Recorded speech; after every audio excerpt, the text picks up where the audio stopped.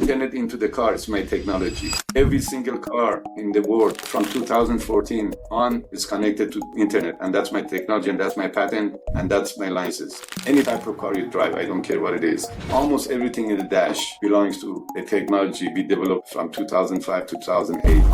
Some people dream of changing the world. Today's guest spent his life building the technologies to do it. From aerospace and robotics to automotive innovation, he's helped develop breakthrough technologies, worked with organizations like Boeing, Lockheed Martin, in the U.S. Air Force, and holds patents that have shaped how modern vehicles connect to the world.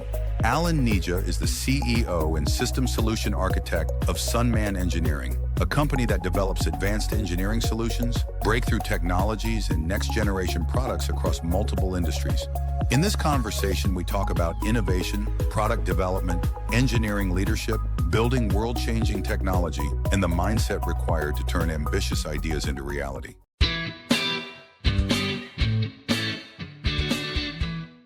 Level up your business. Get my free insights every week at stevebreda.com/newsletter.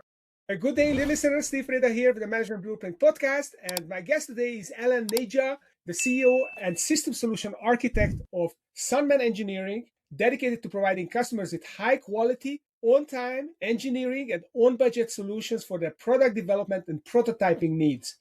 Welcome to the show.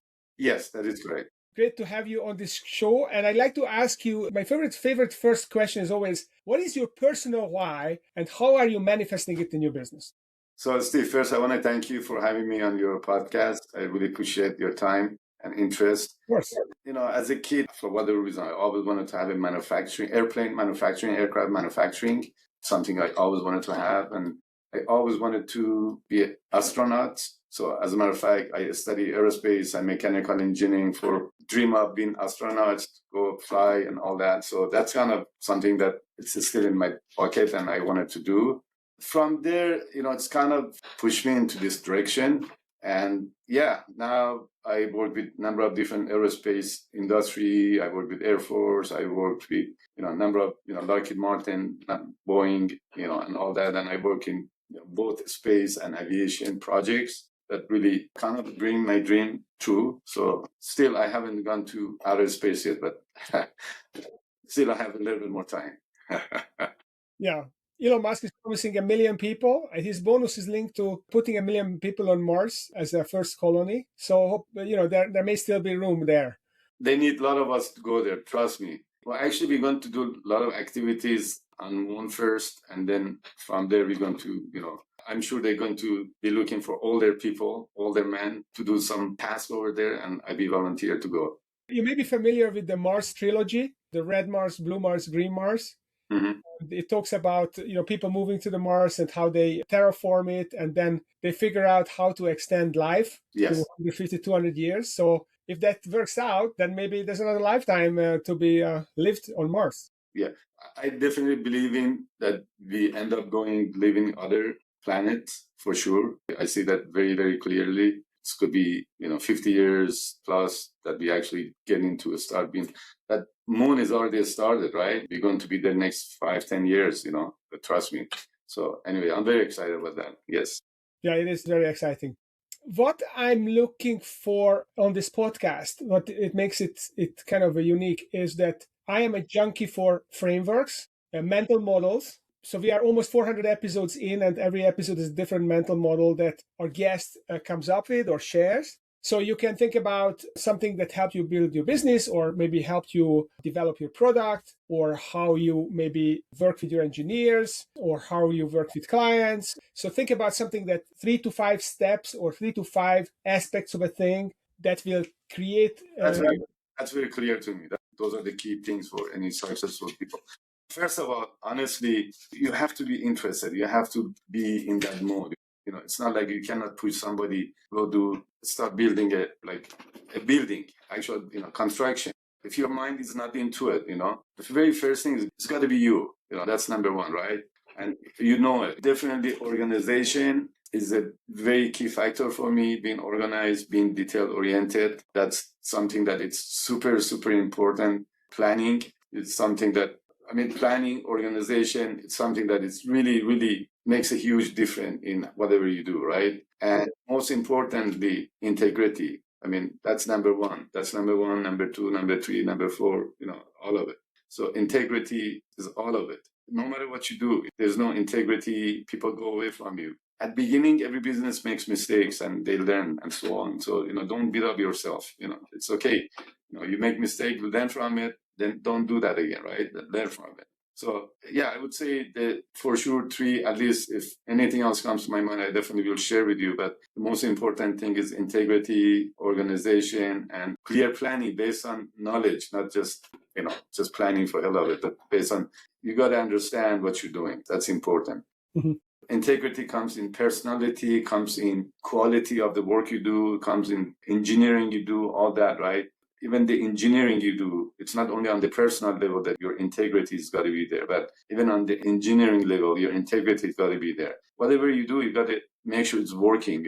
One of the things we learned in a hard way, and after 35, 36 years, is that it's very important to have the knowledge base and to do things, in very organized way. And that's kind of part of my personality, like if I'm not confident of the end result, I don't even commit to it. I got to see it in my mind, like whatever problems comes up, if I don't see the solution in my mind, if I don't see it, I will not even commit to it. It comes part of the quality, integrity, and all that. And I guess what I was going to say earlier is that everything that we do, part of, again, the quality, integrity part of, what I mentioned is that we do have a lot of baby steps process, part of our planning. That's what I wanted to say earlier. So every steps, like the whole planning, we split it into, I don't know, tens, hundreds, thousands of different steps, right? And different branches, because, technology is not one thing. It's usually combined of different science, so mechanical, electronics, material, science, firmware, AI. Those are all different sort of type of expertise. And, you got to bring them all together. And, all these baby steps, you got to have some sort of test at the end of each baby steps that you take, before you go to the next step. So, yeah. So, okay. So what I'm hearing is integrity is number one, and then curiosity, perhaps. So curiosity is this driving force. Visualize. I'm thinking about, Einstein said that imagination is more important than knowledge, because imagination is boundless and the knowledge, I think, imagination is infinite and knowledge encircles the world. I think something like that. So visualization is important, and get organized, thorough planning, and learn from mistakes. Yes, absolutely. Okay, that's a great. So what do you call this? Is this the Nejah framework, or what's One more thing. Again, that's kind of under umbrella integrity. So I have two families. It's one family. I have family at home, I have family at work. And believe it or not, you know it already. We all spend more time with our family at work than our family at home. That's true. It's true for me. It's true for a lot of people. You go to work, I don't know, from morning 8, 9, 10 to 5, 6, 7, 8, 9, like that's almost 12 hours. And by the time you go home, 5, 6, 7, you spend 2 hours with your family, 3 hours at max, and then back to work. So the team is part of my family, and truly it is part of my family. Those are the very first group of people, first group of associate that you have to take care of, that you have to be brother with them, be friend with them, be father to them, be mother to them. Seriously, it's all about human interaction. It's all about, I like you, I don't like you, and goes from there. I feel good about you, I don't feel good about you. And so it's very important to have that relationship in your business or whatever you do, For me, all our people, all our employees back from even 35 years old, they're still in touch with us. I have kids that they came through as a junior high, then high school as an intern students, then even university, even master degree. Now they're like 40 years old. We are still in touch. And so I'm in touch with hundreds of my engineers and people that I have worked with for past 35 years. And that's a lot of value. That's biggest assets. Yeah, basically, they call it a school. You create a school, right? Your own school, of professional school. That's wonderful. So tell me about this special gear called InfiniGear. How is that special? How did you come up with it? And how is it being used? It's interesting questions. First of all, let me explain to you very quickly what iGear is. So iGear is an AI robotics adaptive gearbox or transmission, and that's a mechanical transmission. It's not an electronic transmission. It's an actual mechanical gearbox that goes into any machinery equipment. I mean, obviously, the one that everybody can relate to immediately is the cars. Every cars, not EV cars, but every cars have a transmission. Transmission usually is bigger than the engine. It's heavier than the engine. It's the guy that goes through all the center of the car, takes all that center, okay?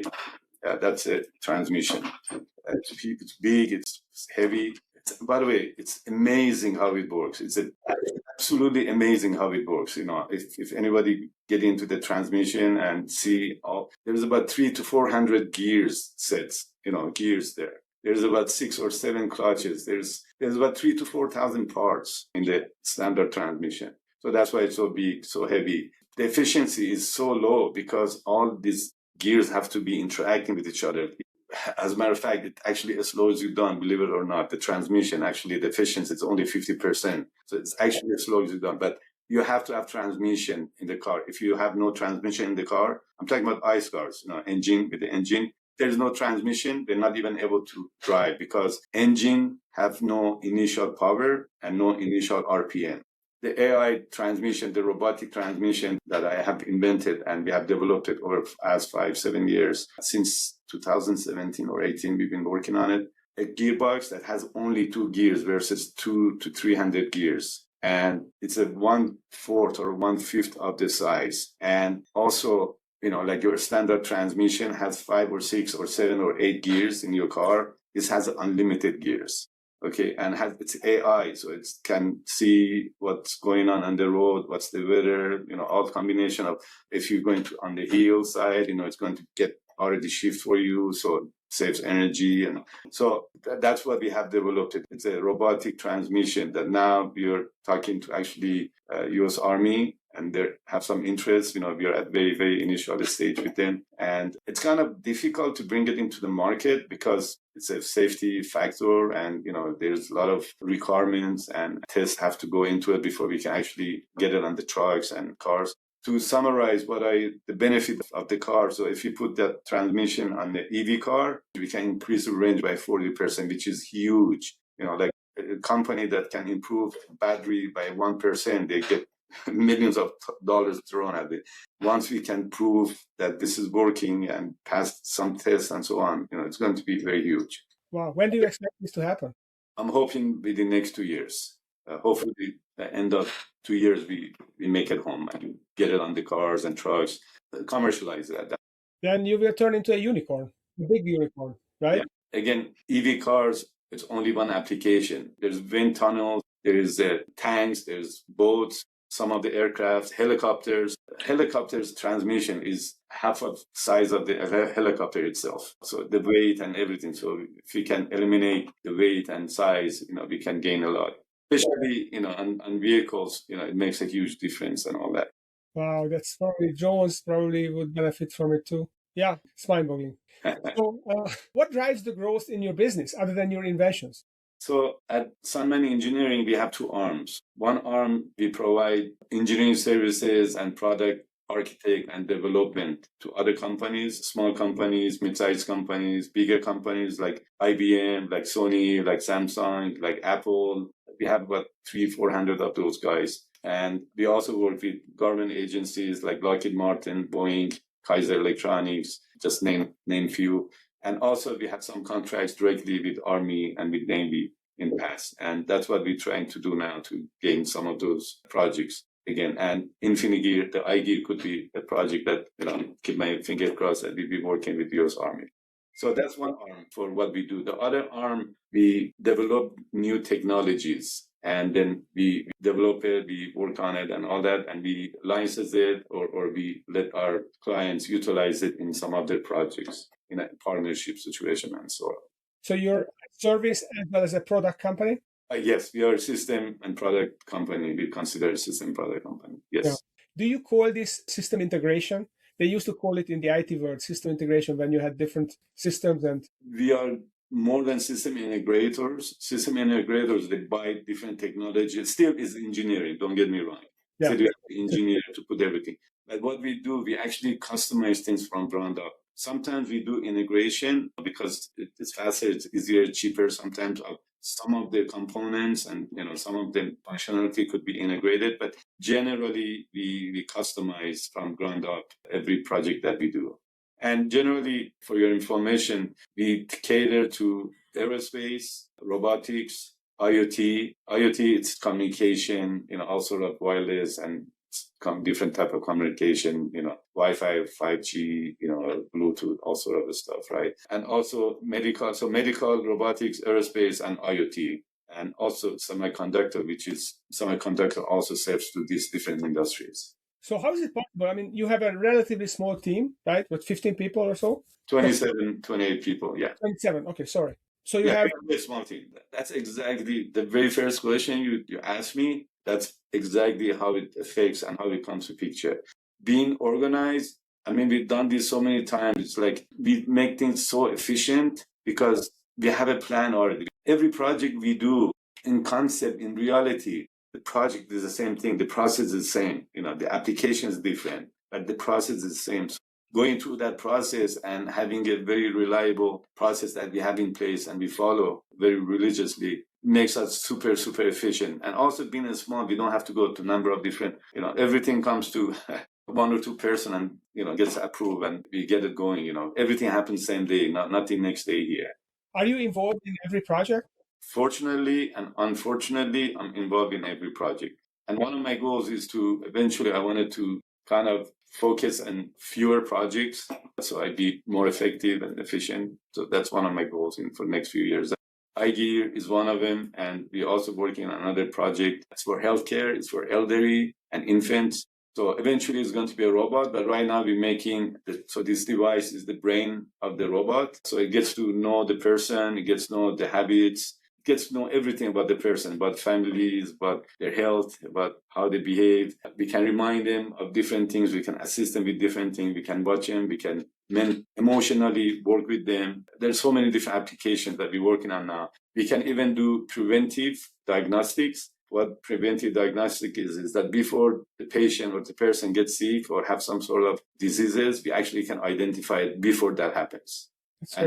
And that's the most important part of this device, that has so many different applications and different way that can help and assist the elderly person. And within next 2-3 years, my goal is to integrate this into the robot. So we're going to have a robot that actually physically also helps you. My mother ended up in one of those daycare centers, and I've seen how much she was degrading on daily basis, not weekly basis, not monthly basis. And there was nothing, unfortunately, myself or any part of our family. I mean, we were there every day, don't get me wrong, but that's all we could do for her. We all busy, everyone have life. And we all been there almost every day, but really she did not get the care that she needed. And that's what kind of put me in that frame of work, that how I can help someone like my mom. And that's how it started as of 2 years ago. And as a matter of fact, now it's one of the biggest market. Yeah.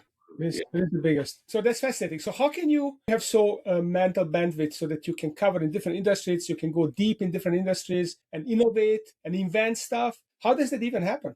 Honestly, I personally work pretty much 12 hours a day. Even on my vacations, I work. Don't get me wrong. I have a very good life. I work hard and I play hard. I'm a very active person. I played as a semi-professional soccer player until I was 58 years old, believe it or not. Actually, next week, I'm going to be 65.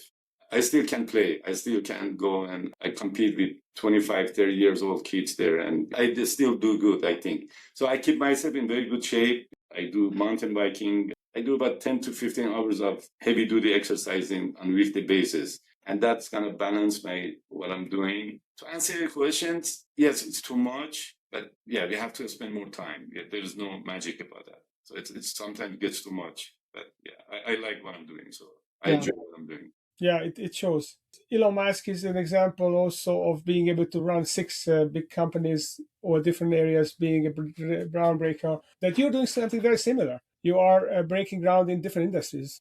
Yeah, I actually, as I mentioned, I have established different startups and sold them. I have done a number of different companies and different technologies. As a matter of fact, back in 2005, I brought a whole bunch of different technologies for cars. Any type of car you drive, I don't care what it is.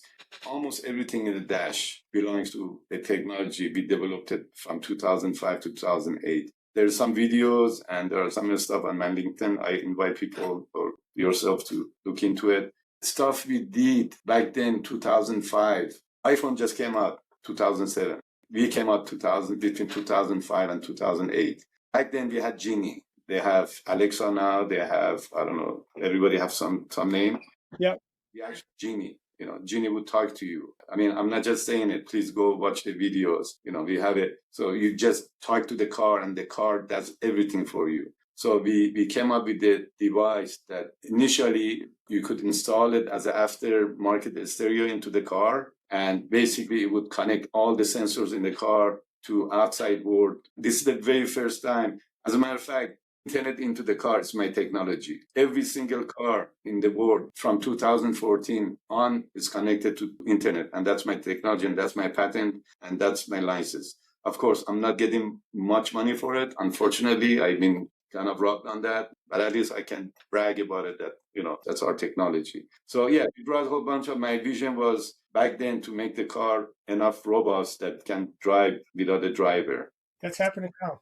It's happening now. As a matter of fact, we had a car that we put our system in there and we were demoing. And again, there's hundreds of videos about that technology that you can find on internet. As a matter of fact, we were on PBS for 9 months in 27 countries about future cars. And that video is also there. So that's in 2010. They had a half an hour program with my company, with myself, about future cars. And everything we said, we had the base for it and happened. So Alan, if you had a magic wand and you could wish anything to happen in your business, what would that be? So as I said earlier, I like to be more focused now. I'm very kind of spread with business, not only with the technical side of the stuff, but also with the business side of the stuff. I really wanted to go away from the business side and just focus on the technology. That's where I enjoy more. I do the business side because I have no choice. That's part of the work, right? But I would like to be able to get to the point so I can only focus on technology and other people can worry about other things. So that's my goal. Okay. So if someone is listening to this and they would like to be like you, what would you advise them? Let's say they are 20 years old and they want to grow up and be an inventor and coming up with solutions, different industries, solving big problems. What's the path? What would you tell them? So first of all, don't be like me. That's for sure. Honestly, you got to enjoy life more than, and I enjoy life. I have different hobbies. I do different, and sports is, like I do skis, I bike, and those are my hobbies, right? Most important, again, I mean, we talked about this at the beginning. You got to like what you want to do. And doing business, it's not easy. Don't expect to get in there and everything happens, usually everything by default, normally everything goes wrong. So that's normal. It used to be bother me, used to be makes me upset, makes me nervous and all that. But last 7-10 years, I learned things happens and then you just have to resolve them, go through them. And bad things could happen, good things could happen, it's always a mix. You got to have a very strong personality. You got a generally good percentage of people, they go paycheck to paycheck. And it's mentally, it's in their mind. They make a lot of money. They make $100,000 every paycheck. But if you get paycheck, your mind is like, oh, it's like my paycheck is, okay, 2 weeks from now, another one, another 2 weeks or whatever, right? And if that 2 weeks comes and you don't get your paycheck, they go nuts, they go crazy. So if you like that, you cannot go into business. In business, it's all about failing and then success. If you're lucky, that's a different story. Like I can go buy lottery and only one person out of millions win, that's a luck. That's different. But then they lose it all. The lottery winners, they tend to lose it. Within a year, they are broke. That's a different story, of course. Now, what I'm saying is that, some people get lucky. That's exceptions. Exceptions, don't compare yourself. Don't go after that. Don't count on it. Doing business, it's usually challenged, no matter what. So you got to have a very strong personality. So resilience is everything. Well, that's wonderful. So if someone would like to learn more about SunMan Engineering or they want to connect with you, what should they do and where should they go? yeah, the best thing is to please visit the website, which is sunmantechnology.com, SUNMAN technology.com. And there is a contact form there, and you can contact us, and we'd be happy to get in touch with you and see how we can help. Okay, fantastic. Well, Alan Nejah, the CEO and Chief Engineer or SunMan Engineering, and the inventor of many products in different industries, including the InfiniGear, which is going to revolutionize transmissions. Thank you for coming on the show and sharing your goodies and wisdom. And those of you who are listening, if you enjoyed this, make sure you subscribe and follow us, because every week I bring an amazing entrepreneur to talk to you. Thanks for coming, Alan, and thanks for listening. I appreciate you listening today. Stay connected. Sign up for my free weekly newsletter at steveperito.com/newsletter.